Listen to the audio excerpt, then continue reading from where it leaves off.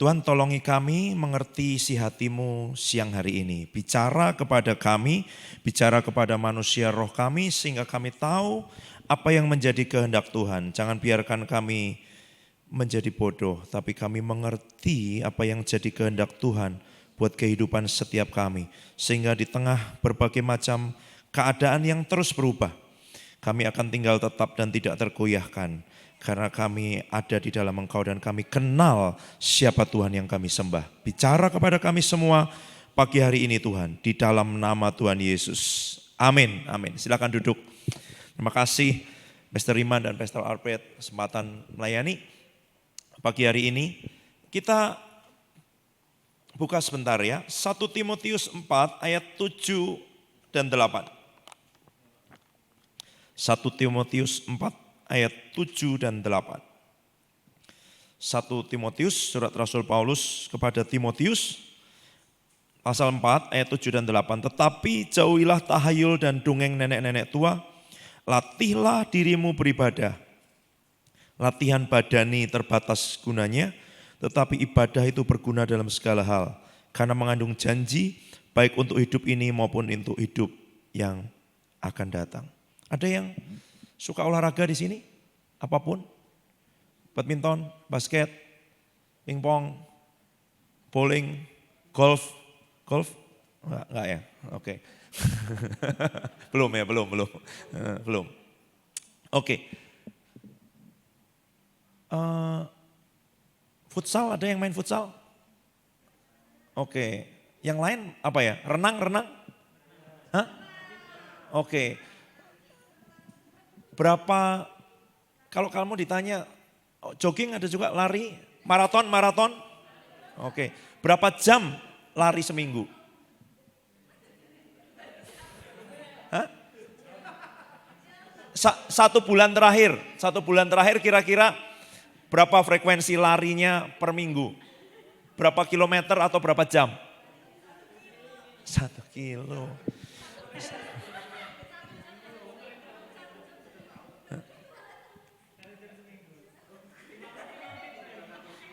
Yang lain, yang renang,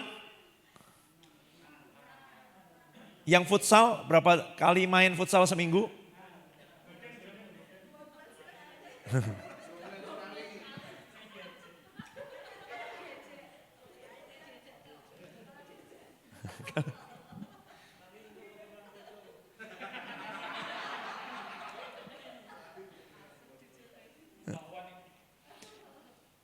Iya.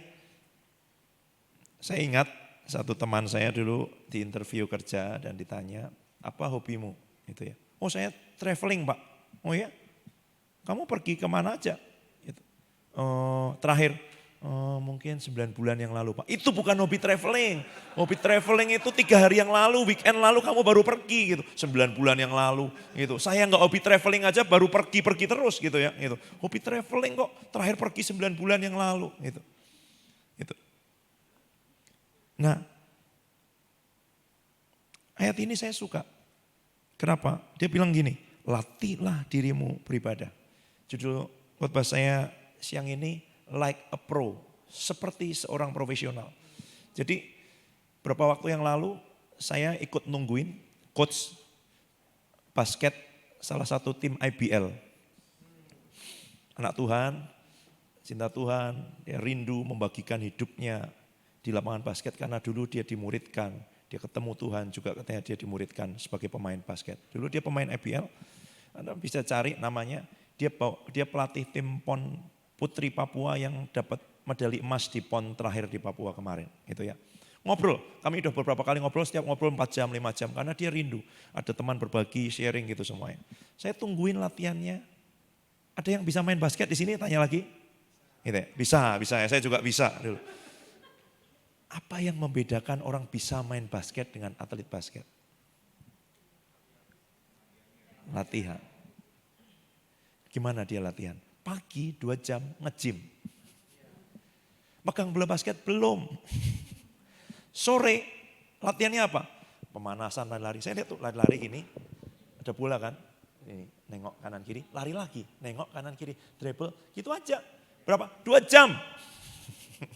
Kita nggak pemanasan, nggak apa, ya minumnya ya kan, langsung shoot gitu ya. Gitu. Itu yang membedakan. Gitu. Yang menarik, dia cerita. Waktu itu lagi ada pemain putri, tim putri sedang latihan. Dan dia bilang, ini pelatihnya baru, pelatihnya pelatih pro. Ini bukan tim pro padahal, tapi dia latih seperti pro. Dia bilang sama saya, tahu kok apa yang terjadi? Ini dikompres semua karena ototnya kejang semua gitu ya. Kenapa? Pemain pro itu makanannya juga beda. Dia dikasih vitamin, dikasih protein, dikasih apa, dijaga semuanya. Jam tidurnya, jam latihannya, jam istirahatnya, makanannya itu beda. Dia yang tadinya latihan mungkin 1 jam sekali. Atau seperti kita, oh saya hobi berenang gitu. Kapan terakhir berenang? Waktu banjir gitu. Enggak, bukan hobi berenang itu. Saya pernah nungguin atlet renang untuk apa namanya? Untuk PON lah, Jateng yang dulu mesnya di atas itu apa? Jatidiri ya, Jatidiri, GOR itu Jatidiri kan. Betul, Jatingaleh masuk ke situ belakang PLN itu ya.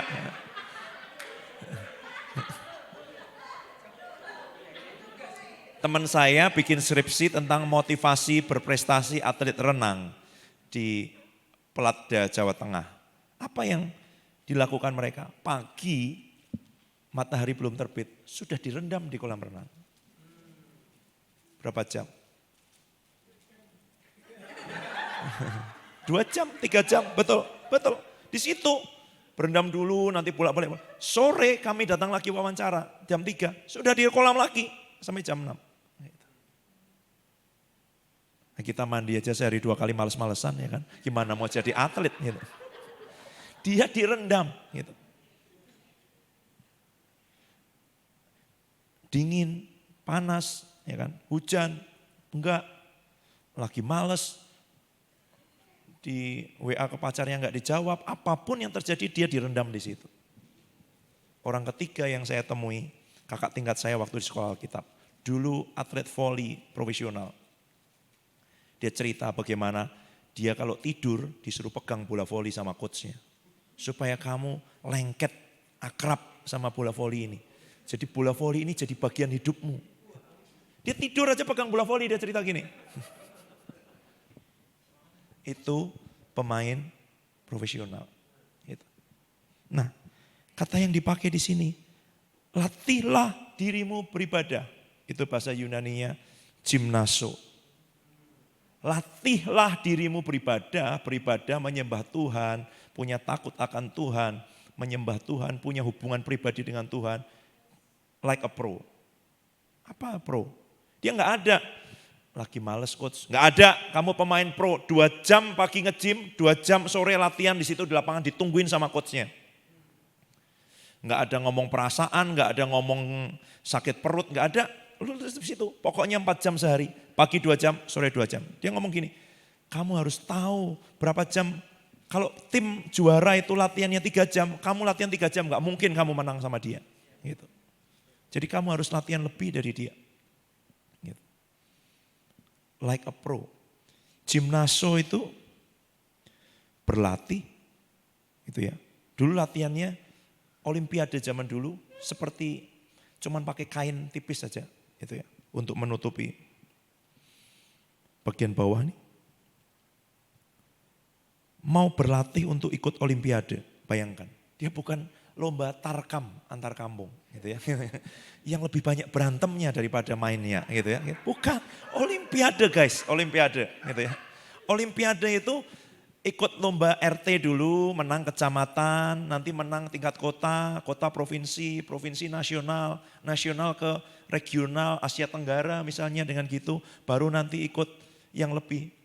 Setelah ikut SEA Games, Asian Games, baru ikut olimpiade. Nggak bisa nepok-nepok kalau lagi pengen tiba-tiba olimpiade, nggak bisa, nggak ada ceritanya.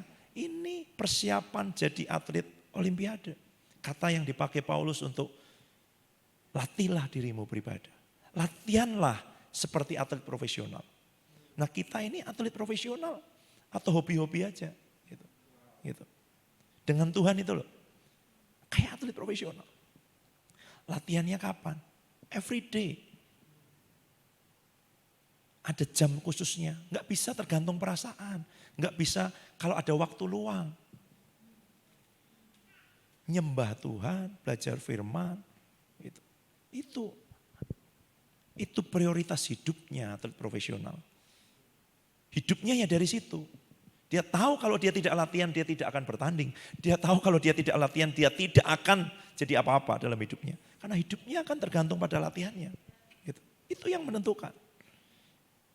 Nah kita dalam pertandingan rohani, gitu kan, menuju ke garis akhir. Rasul Paulus bilang aku berlari-lari kepada tujuan. Gitu. Waktu dia hampir menyelesaikan.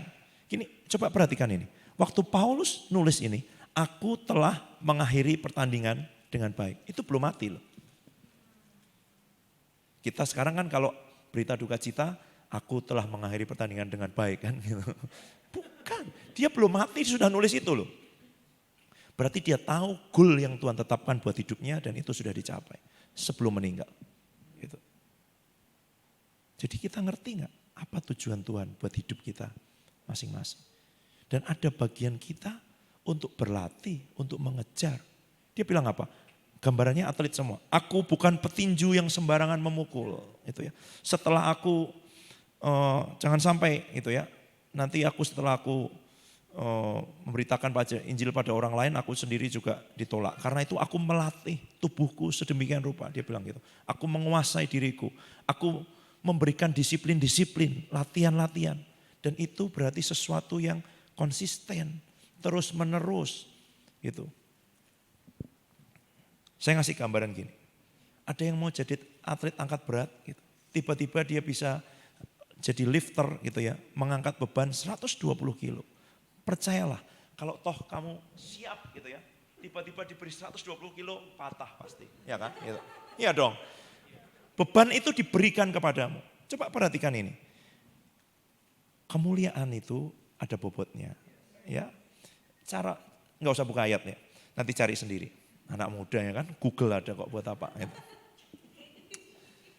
Mahkota itu, mahkota emas itu, kamu pikir jadi raja itu enak? Itu kalau nggak terbiasa, leher bisa fisioterapi sering.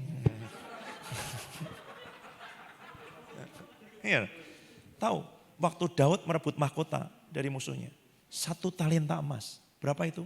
35 sampai 36 kilo, paling minim 36 kilo taruh di kepala. Jadi tentara aja ranselnya itu maksimal 30 kilo kalau di Akmil. Berapa bulan pertama harus gendong ransel isinya batu, pasir gitu. Supaya tegap itu 30 kilo. Kita pikir jalan gagah-gagahan gini itu 5 menit berhenti. Itu enggak, berapa bulan tuh gendong ransel gitu. Mahkota raja gitu. 1 talenta emas. Orang kan pengen kan, mahkota raja, jadi raja. Enggak, itu ada harganya, ada bobotnya. Kalau tidak terbiasa, latihan dari, ya kan, sehari 2 kilo, udah nggak terasa tambah 4 kilo, nggak terasa tambah 8 kilo, nggak terasa. Saya ingat dulu profesor saya bilang gini, saya mau ikut lomba maraton. Oh ya Prof, kapan? Ya mungkin 1,5 tahun lagi. Loh, kok udah cerita sekarang? Iya, karena saya udah mulai latihan lari dari sekarang. Oh ya, itu. Saya latihan lari sekarang 5 kilo. Rutin, 5 kilo. Setelah saya bisa, saya latihan 10 kilo. Sampai sebelum saya ikut lomba itu, saya minimal sudah harus 2-3 kali menyelesaikan 42 kilo. Saya punya teman, nah nanti kalau dia dengerin ini dia ketawa sendiri. Gengsinya besar gitu. Waktu pandemi kemarin kan semua orang naik sepeda. Sebelumnya kan maraton di Indonesia juga sempat tren kan. Semua teman kantornya itu beli sepeda dan kemudian cycling gitu. Dan juga maraton. Gitu. Kalau kalian pernah lari dan lama tidak latihan, yang terjadi apa setelah itu? Jarem semua. Kenapa? Otot-ototnya kan tadinya nggak terbiasa kan, terus tiba-tiba seperti direnggangkan begitu. Tiba-tiba ada pembuluh darah yang pecah dan semuanya gitu. Nah dia googling cara untuk cheating, cara untuk mengakali gimana kalau kita nggak pernah latihan, terus tiba-tiba harus naik sepeda keliling Jakarta. Tiba-tiba harus lari maraton yang 10 kilo. Kalian tahu apa namanya itu? Counterpain. Counterpaint tahu ya? Oh sebut merek gak apa-apa ya, nanti disensor gitu ya. Bukan iklan gitu ya, karena ada yang lain ya, Salon Pasgel juga ada, saya sebut juga biar nggak dikira ini promosi dari Counterpaint gitu. Salon Pasgel juga ada, yang lain Geliga juga ada semua gitu ya, boleh lah apapun. Pokoknya untuk pereda nyeri kan itu, untuk otot-otot kalau dia nanti setelah, nah dia lakukan itu sebelum dia lari, sebelum dia naik sepeda, dia olesin dulu semuanya. Kata dia ngomong dengan saya, wah itu nolong gitu. Paling enggak aku enggak malu di depan teman-temanku. Tapi enggak bisa gitu. Ya kan? Yang lain mungkin latihan rutin, setiap pagi jogging, 2 kilo keliling kompleks. Lalu dia ikut pertandingan 10 kilometer. Dia latihan dulu 5 kilo sudah oke, dia 10 kilo gitu. Tapi enggak bisa tiba-tiba lari 42 kilometer. Sedangkan kekristenan itu bukan sprint lari 100 meter. Lari 100 meter sekencang-kencangnya kita lari. Meskipun kita nggak pernah lari masih bisa lah 100 meter. Habis itu ya tumbang kan gitu. Tapi kalau 42 kilo, jalan aja lah nggak usah lari 42 kilo. Udah, kalau ada yang mau jalan ke Salatiga nanti saya beliin tiket pulang. Jalan gitu. Nanti boleh makan pilih apa aja. 3 kali di Salatiga. Mungkin kita sediakan hotel ya kan gitu. Nginep 1 malam. Pulangnya nanti pakai Grab ya kan. Oh Grab pesan gak apa-apa lah ngomongnya. Gokar juga boleh gitu ya. Tapi jalan. Lari lah boleh lari. Gak bisa langsung gitu. Gak bisa. Butuh bertahap. Gitu. Apakah bisa seperti tadi like a pro itu langsung sehari 4 jam? Nggak bisa. Yang tadinya sudah atlet loh ini, bukan hobi. Main basketnya ya di time zone kan. Ya gitu kan, main basket di time zone dia ngomong hobi basket. Bukan. Gitu. Enggak loh. Ini sudah pemain tim universitas. Tapi ketika dilatih sama pelatih pro, langsung kejang semua ototnya. Nggak bisa. Gitu. Dan Paulus bilang, latihan rohani, latihan badani yang tadi itu, bayangkan hanya waktu itu ya, olimpiade zaman dulu itu kalau juara dikasih dari daun palem mahkotanya itu. Dia bilang apa? Untuk mahkota yang nanti akan kering dan layu aja orang mau latihan sampai berjam-jam setiap hari seperti itu. Nah kita mau untuk mahkota yang kekal, kok nggak latihan? Serius nggak sih sebenarnya? Gitu. Sama Tuhan. Serius gak sih? Gitu. Dengan doa, dengan belajar firman, dengan menyembah, dengan itu serius gak? Saya gak bicara tentang pelayanan, kegiatan, aktivitas enggak. Ini bicara tentang hubungan pribadi dengan Tuhan. Like a pro. Gitu. Dia latihannya kayak atlet pro. Dan atlet pro tidak tiba-tiba dia latihan 4 jam, 5 jam, 6 jam sehari enggak. Dia mulai dari 20 menit, 30 menit, 45 menit. 1 jam, 1 jam setengah, 2 jam. Bahkan yang tadinya udah latihan 1-2 jam setiap hari, begitu dilatih sama pelatih pro, langsung kejang semua. Enggak bisa langsung. Gitu. Sekarang doa 2 jam. Waduh, itu ya. Saya ngajarin mahasiswa gini, kamu kalau mulai masuk pakai timer, jangan pakai perasaan. Saya berdoa pakai timer. Berapa? Mulai aja dari 10 menit atau 5 menit. 1 semester aja konsisten. Atau kalau kamu gini, pagi 5 menit, siang 5 menit, malam 5 menit, sudah 15 menit. Semester 2, tambahi 10 menit, 10 menit, 10 menit. Gitu. Semester 3, 15 menit, 15 menit, 15 menit. Semester 4, 20 menit, 20 menit. Gitu. Kamu lulus, kamu udah bisa berdoa lebih dari 1 jam setiap hari konsisten. Dan itu membentuk habit yang baru. Karena ini habit kan, kebiasaan. Ada yang bilang 21 hari untuk membentuk habit baru. Ada yang bilang 40 hari untuk membentuk habit baru. Jadi perlu sesuatu yang diulang, konsisten. Saya sampai hari ini doa pakai timer. Karena kalau pakai perasaan kadang 1 jam, kadang 5 menit gitu. Ya kan itu. Tapi itu bukan atlet pro. Kalau kita lagi senang, lagi happy, wow main terus, ada semangat. Tapi kalau enggak, kita enggak gitu. Saya pakai timer. Sebelum timernya bunyi, nyembah pokoknya Tuhan nantikan kau ini terus gitu. Karena latihan seperti atlet profesional. Jadi dia berlatih dengan penuh disiplin, gitu ya. Penuh daya tahan, penuh ketahanan, itu yang saya katakan tadi. Secara konstan berlatih dengan, dia bilangnya kayak all out lah gitu. Semua aspek dilatih. Gitu.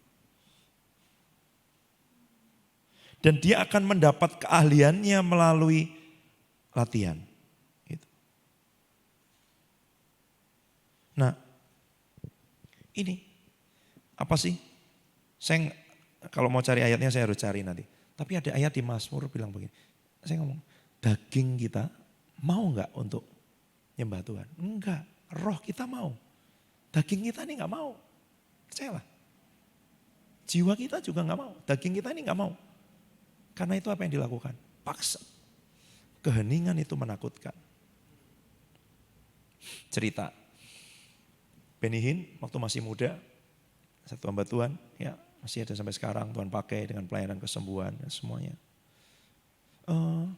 Diajak sama temannya, karena temannya ini disuruh Tuhan. Tuhan bilang apa? Ajak dia ke hutan. Diajak ke hutan, perjalanan ini. Dijemput ke rumahnya pagi-pagi, diajak ke hutan 1 jam perjalanan sampai di hutan. Tiba-tiba di sini temannya diam-diam sembunyi. Loh ini di mana temanku? Tiba-tiba dia merasakan ketakutan yang luar biasa. Karena sendirian, ada suara-suara serangga dan sebagainya yang dia tidak kenal gitu kan. Sepi sekali. Dia tidak tahan, temanku di mana nih? Jangan-jangan aku di prank atau dikerjain atau apa? Di mana? Akhirnya waktu dia udah mulai, dia udah mulai jengkel kan, ini di mana gitu. Temannya nongol dari semak-semak ngagetin dia gitu. Wah itu, kamu nih gimana, kamu datang sini ya, buat apa aku dibawa pergi 1 jam cuma untuk diginiin aja gitu. Nah bener kan, kenapa? Tuhan kemarin tuh bilang sama aku, temanmu itu gak tahan dengan keheningan, dengan kesunyian gitu. Makanya coba bawa dia ke situ. Enggak sampai 5 menit dia gak akan tahan. Kalau engkau enggak bisa tutup mata atau dalam keheningan beberapa menit, memang ada persoalan berarti dengan hidup kita. Saya melayani anak-anak yang mereka beberapa cukup banyak tidak bisa tutup mata. Karena tutup mata itu menakutkan. Begitu dia tutup mata, semua pengalaman-pengalaman buruk di masa lalu muncul. Semua intimidasi muncul, suara-suara itu muncul. Mengatakan kamu tidak layak, kamu seperti ini, semua muncul. Dia tidak bisa tutup mata. Dia tidak bisa dalam keheningan karena keheningan itu menakutkan. Tapi padahal dengan Tuhan, di pelataran kita bersorak-sorai. Tapi diam dan ketahuilah karena akulah Tuhan. Di hadapan Tuhan berdiam diri dalam keheningan pribadi dengan Tuhan. Enggak rombongan, pribadi. Enggak rombongan. Emang atlet bisa latihannya rombongan? Ya latihannya sama-sama. Tapi kalau dia lari kamu duduk ya kemampuanmu tidak akan bertambah kan. Kamu harus latihan pribadi. Kamu harus latihan pribadi. Enggak bisa gandul, enggak bisa numpang, enggak bisa nebeng sama hasil latihannya orang lain. Gitu. Latihan kita dengan Tuhan itu pribadi. Nanti yang semua keluar ketika kita melayani, ketika kita bermain musik, jadi usher, sharing, apapun itu hasil dari latihan pribadi itu. Karena tanpa latihan pribadi itu hanya akan jadi pertunjukan gitu. Ya jadi pertunjukan gitu. Bisa sih kalau hanya 1-2 menit, 5 menit gitu. Tapi kalau disuruh main full 45 menit, pasti akan keteteran. Akan kelihatan mana yang berlatih dan mana yang tidak.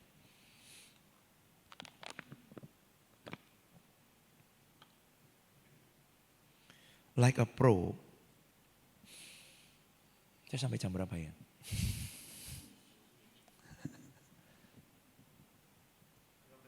Oke, 15 menit. 10 menit. Saya baca satu buku, bagus. Nanti kalau mau cari, Malcolm Gladwell nulis di Outliers kalau saya nggak salah. Ada satu chapter tentang 10.000 jam. Gitu ya. Dia nulis tentang 10.000 jam. Gitu. Nah saya juga ngajari mahasiswa sebenarnya. 10.000 jam itu katanya adalah ukuran standar yang dia coba banding-bandingkan. Pemain piano profesional, pemain biola profesional, atlet profesional, beberapa orang yang kemudian jadi outliers, jadi orang yang berbeda, yang menonjol di dunia teknologi komputer sampai hari ini, dengan pemain musik, dengan semuanya itu kira-kira melewati yang namanya 10.000 jam. Gitu. Apa itu 10.000 jam? Dia bilang gini, semua orang, anak-anak waktu kecil mereka latihan piano. Yang membedakan ada pemain piano yang profesional, ada guru piano untuk di sekolah, dan hobi main piano. Apa yang membedakan? Latihannya. Karena di waktu-waktu yang lain tidur, dia latihan. Di waktu yang lain main, dia latihan. Di waktu yang lain sudah pindah ke alat musik lain, dia tetap main piano. Itu yang membedakan. Dan dia bilang apa? Itu enggak langsung pemain piano pro itu setiap hari 4-5 jam. Tapi dia mulai dari waktu dia umur 4 tahun, 8 tahun, 12 tahun. Itu meningkat dari latihannya 1 jam seminggu, 30 menit sehari, 45 menit sehari, 1 jam sehari, 2 jam, terus sampai ketika kira-kira dia di usia 20-an dia sudah latihan 4-5 jam sehari. Nanti dia ukur, ini yang jadi pemain pro, apakah karena dia punya bakat lebih, punya ini? Enggak, rata-rata mereka berlatih lebih daripada yang hanya biasa. Yang menarik yang dia tunjukkan tentang grup band dari Liverpool ya. Beatles itu Liverpool ya. Ya, Beatles ya. Bagaimana di tahun tertentu mereka diundang ke kota Hamburg di Jerman. Gitu. Main hampir setiap malam di klub yang ada di sana. Dan mereka main setiap malam bisa sekitar 4-7 jam. Beatles itu hanya nyanyi lagu-lagunya mereka tadinya. Kalau di Liverpool, dia hanya nyanyi lagu-lagu yang dia suka. Lagu-lagunya dia sendiri. The best of Beatles gitu ya, gitu kan. Itu. Maksimal 1 jam. Karena lagunya dia yang paling bagus ya cuman paling berapa lagu kan untuk main 1 jam. Tapi karena dia harus main 4 jam, lama-lama 5 jam, pertama 2 jam, 3 jam. Lama-lama orang gak pulang nonton mereka senang. Gitu. Mereka harus main sampai 6 jam. Akhirnya apa? Lagu apapun mereka mainkan. Karena kalau 6 jam lagu terbaik, lagunya sendiri aja udah habis semua. Gitu. Lagu orang lain semua di cover sama mereka. Sampai jazz, sampai apapun mereka latihan. Kira-kira 2,5 tahun itu di sana. Dipanggil sekitar 3-4 kali ke Hamburg. Apa yang terjadi? Ini pengakuan sendiri dari mereka.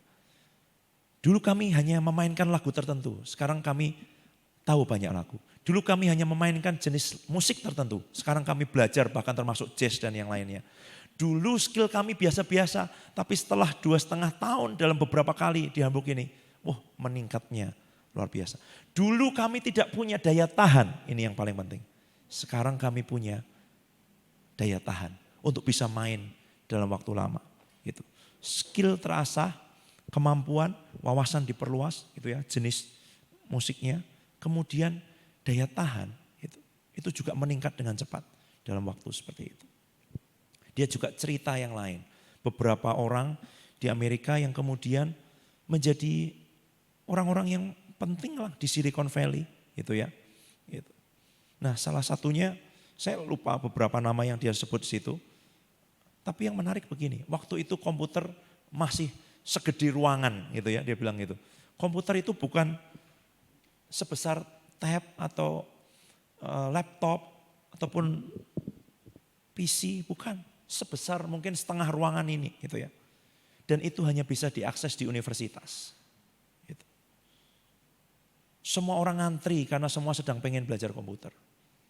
Ini ada anak muda pengen sekali belajar, akhirnya antri panjang, temannya bilang, di kampus sebelah ada komputer dan aku sudah amati. Kenapa? Setiap jam 3 subuh, jam 3 pagi sampai jam 6 pagi, nggak ada orang yang pakai. Dan dia terbuka untuk umum. Jadi gimana?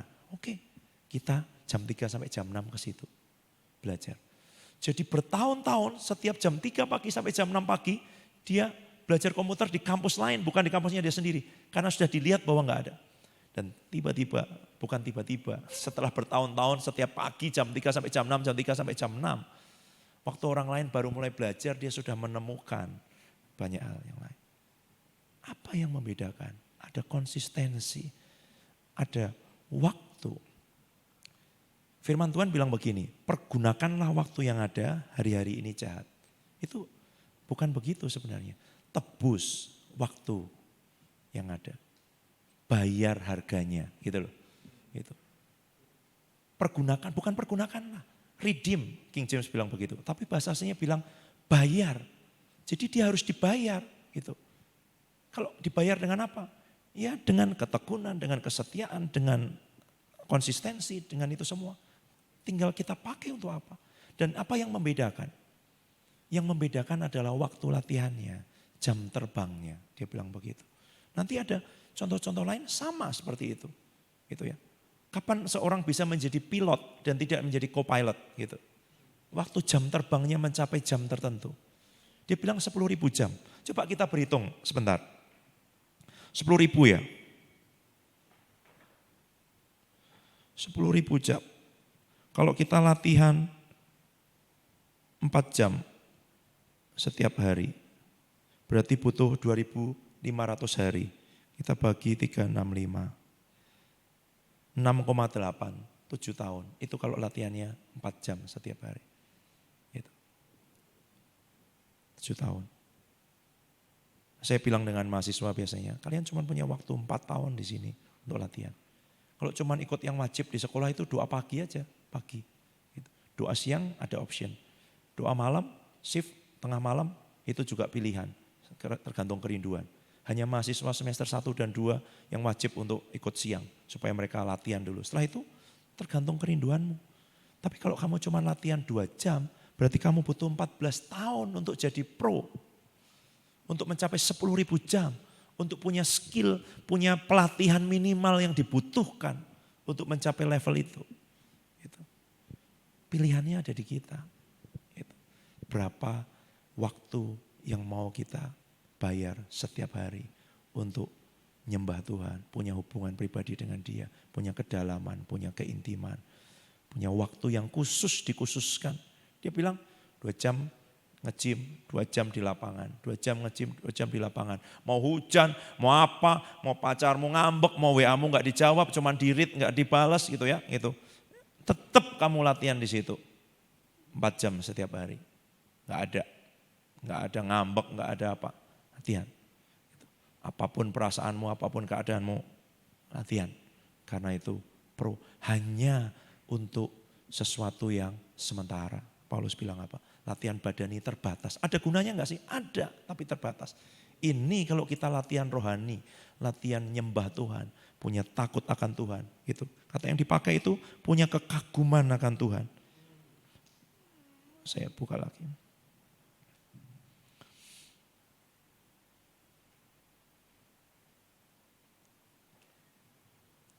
Punya penyembahan.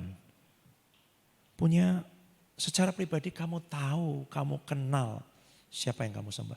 Dan kenal tidak mungkin sehari 2 hari. Saya selalu ngomong dengan anak saya, tolong kalau kenalan tukang bakso jangan diajak ke tempat tidur. Ya kan? Itu. Tukang bakso itu di pinggir jalan. Itu. Nanti kalau Pak RT dia boleh ke teras. Kalau ada tamu yang kamu kenal ke ruang keluarga. Kalau ada orang yang dekat sahabat bisa diajak ke ruang makan. Gitu. Tapi hanya pasangan yang diajak ke tempat tidur. Hanya suami atau istri yang diajak ke tempat tidur. Jangan mengajak tukang bakso ke tempat tidur. Artinya ada tahapan-tahapan pengenalan kita dengan Tuhan itu sampai sedalam apa.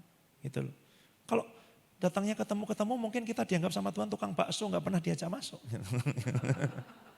Tuhan juga malas nih belum tentu ya kan. Gitu. Kan mempelai yang diajak ke mahligai, ke tempat peraduan, tempat itu. Dan beda sekali.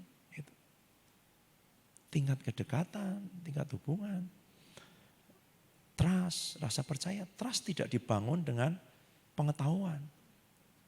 Trust dibangun melalui hubungan. Gitu. Karena kenal siapa yang disembah. Kenal siapa yang disembah. Lahir dari pengalaman demi pengalaman. Setiap hari, setiap hari, setiap hari.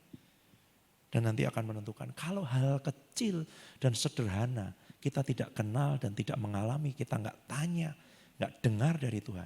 Apa mungkin kalau hal besar dia ngomong kita percaya? Gitu. Nggak mungkin. Tuhan ngomong nggak? Ngomong, tapi suara di dalam kita jauh lebih berisik daripada yang Tuhan ngomong. Sehingga kita pikir Tuhan kok nggak ngomong-ngomong? Tuhan ngomong, tapi kita terlalu berisik. Gitu. Keinginanku masih banyak, gitu. Yang aku mau masih banyak. Tuhan ngomong pun percuma. Karena gini, terakhir, yang Tuhan ngomong itu, yang jadi kehendak Tuhan itu akan berlawanan dengan daging. Jadi kalau Tuhan ke kanan, Tuhan ngomong ke kanan. Buat apa Tuhan ngomong ke kanan? Tuhan tahu kok kamu maunya ke kiri kok. Sampai kamu bilang Tuhan, aku letakkan, aku taruh hidupku, aku serahkan hidupku. Nanti jelas Tuhan ngomongnya apa. Karena directionnya Tuhan itu pasti bertentangan dengan daging. Ya, Tuhan maunya sebenarnya ke sana. Kita ngerti nggak? Ngerti. Cara paling gampang mengenali kehendak Tuhan, kenali aja kesenanganmu dan keinginanmu. Nanti kehendak Tuhan sebaliknya dengan itu. Kamu senang di keramaian, kamu senang ketemu banyak orang. Ya Tuhan pengen kamu diam sendiri dengan dia. Gitu. Kamu nggak mau ketemu banyak orang, kamu mau di depan. Ya Tuhan mau kamu untuk ada. Gitu. Karena di situ kamu ngerti. Ada ketemu banyak orang dengan begitu. Itu bukan kamu, itu Tuhan. Itu seperti itu. Orang introvert, dia akan dipaksa. Kalau ngikutin psikologi, orang akan bilang burnout. Percayalah, saya teliti itu. Psikologi kepribadian untuk disertasi saya. Satu orang hamba Tuhan. Tapi waktu Tuhan yang bekerja merekayasa. Itu ya. Gambaran yang sering saya pakai. Kita terbiasa, ada yang terbiasa menulis atau melakukan aktivitas lebih banyak dengan tangan kiri daripada tangan kanan? Enggak ada ya? Di sini ada? Ada. Oke. Berarti sebaliknya, anggap aja begitu. Karena ini masalah habit kan, kebiasaan mana yang kuat gitu. Kalau kita terbiasa dengan tangan kanan, suruh nulis pakai tangan kiri, mau enggak? Males kan, jelek banget. Coba aja nanti. Saya biasa pakai begitu kalau bikin retreat anak-anak muda. Oke, sekarang tulis pakai tangan kiri. Tulis namamu sendiri. Jelek banget gitu, lama banget, lambat. Gimana perasaanmu? Frustrasi. Sama seperti yang biasa tulis dengan tangan kiri pakai tangan kanan gitu ya. Lebih lambat, lebih jelek, harus butuh konsentrasi penuh dan semuanya. Itu bagian-bagian dalam diri kita yang kita biasanya paling gak suka. Gitu. Tapi Tuhan maunya kita ini diutuhkan. Kalau pakai bagian yang kanan ya biasa, gak mikir pun kita bisa nulis. Tapi kalau ini, kebergantungan kita sama Tuhan akan diperlukan. Tuhan suruh kita melayani di area-area yang bukan kekuatan kita, yang bukan kelebihan kita. Di situ kita ngerti. Waktu semua orang bilang, oh luar biasa ya. Gitu. Saya ingat 2 orang hamba Tuhan. Joseph Prince itu gagap ya. Sehingga waktu gurunya sekolah dengar dia khotbah seperti sekarang, mereka bilang, aku bukan kamu itu, bukan kamu. Gitu. Jadi dia bilang, iya bukan aku, Tuhan. Joel Osteen itu orang di balik layar, kameramen. Sekitar 15-20 tahun pekerjaannya shoot dan kemudian mengedit khotbah papanya. Papanya pengkhotbah yang dinamis, luar biasa, antusias. Semua orang melihat kepada kameramen. Mungkin Bapak pengkhotbah selanjutnya. Saya tidak sedang bernubuat. Tapi memberi. Joel Osteen itu meringkas khotbah papanya dari 45-50 menit sampai jadi sekitar 20-30 menit. Bertahun-tahun. Waktu papanya meninggal, dia disuruh menggantikan, dia bilang gini, aku enggak bisa seperti papaku. Aku enggak bisa, aku bukan pengkhotbah, aku bukan pembicara yang dinamis seperti dia. Terus Tuhan bilang gini, siapa suruh kamu jadi papamu? Aku sudah menyiapkan kamu. Menyiapkan apa Tuhan? Kau kan menyiapkan aku untuk ngedit, kau menyiapkan aku untuk merekam. Iya, itu tak siapin. 45-50 menit dijadikan 30 menit, 25 menit tanpa berubah. Itu dia harus dengerin berkali-kali. Jadi selama belasan tahun kerjaannya dengerin khotbah papanya berkali-kali sampai bisa dipotong dan esensinya tidak berubah, isinya tidak berubah, pesannya tidak berubah. Joel Osteen bukan pembicara hebat. Kalau dengerin khotbahnya 27-28 menit. Saya selalu penasaran apa yang terjadi behind the scene di balik layar dengan orang-orang seperti itu. Di 2 interview yang saya dengarkan, dia ngomong begini. Saya mulai berdoa dari hari Senin, Tuhan apa pesanmu untuk minggu depan nanti. Begitu dapat dari Tuhan kira-kira begini, saya buat kerangkanya di hari Selasa. Saya mau jabarkan di hari Rabu. Hari Kamis sudah mulai ada isinya. Hari Jumat sudah jadi draftnya. Tahu, dia tulis tangan 7 lembar. Setiap minggu dari Senin sampai Jumat. Dia bilang 7 lembar itu kalau dikhotbahkan 27 menit. Dia punya kesetiaan, dia punya konsistensi, dia punya ketekunan. Mungkin tidak punya karunia berbicara dengan fasih lidah dengan semuanya. Tapi dia itu 27 menit khotbahnya, coba lihat. Ditambah dengan joke dengan itu setiap minggu 27 menit, 28 menit. Dan dia siapkan dari Senin sampai Jumat. Mulai dari judulnya, ilustrasinya, ini ya semua. Terus sampai Jumat sudah jadi draftnya. Gitu. Dan kita semua atlet-atlet rohani untuk hadiah yang kekal, bukan yang sementara. Nah, pertanyaannya apakah kita mau untuk berlatih like a pro? Mari kita berdoa. Tuhan, buka mata kami supaya kami mengerti panggilan Tuhan dan apa yang Tuhan sediakan, upah dan mahkota yang menanti kami. Buka mata kami, beri kami pengertian sehingga di masa muda kami punya pengejaran, kami punya kehausan, kami punya kerinduan. Kami mau membayar, menebus hari-hari, jam-jam, waktu-waktu kami untuk punya kedekatan, untuk diinvestasikan bagi kekekalan. Beri kami pengertian supaya kami ngerti bahkan untuk sesuatu yang sementara, untuk prestasi dunia, untuk mahkota yang dari daun palma saja. Orang mau membayar harganya sedemikian rupa, melatih tubuhnya sedemikian rupa. Biar kami belajar melatih manusia roh kami, melatih manusia batiniah kami, punya keintiman, punya kedekatan, punya kedalaman dengan Engkau sedemikian rupa. Sehingga sekalipun seperti kata Rasul Paulus, manusia badani kami semakin menyusut, tapi manusia roh kami diperbarui dari hari ke hari. Kami punya daya tahan sehingga sekalipun situasi berubah, kami tidak dipengaruhi oleh itu. Tapi bahkan kami memberikan pengaruh bagi dunia. Kami tidak dipengaruhi oleh resesi, kami dipengaruhi oleh kesulitan, kami tidak dipengaruhi oleh kenyataan-kenyataan. Tapi kami hidup berdasarkan kebenaran dan janji Tuhan buat kehidupan kami. Terima kasih meteraikan firman-Mu dalam nama Tuhan Yesus. Amin. Amin.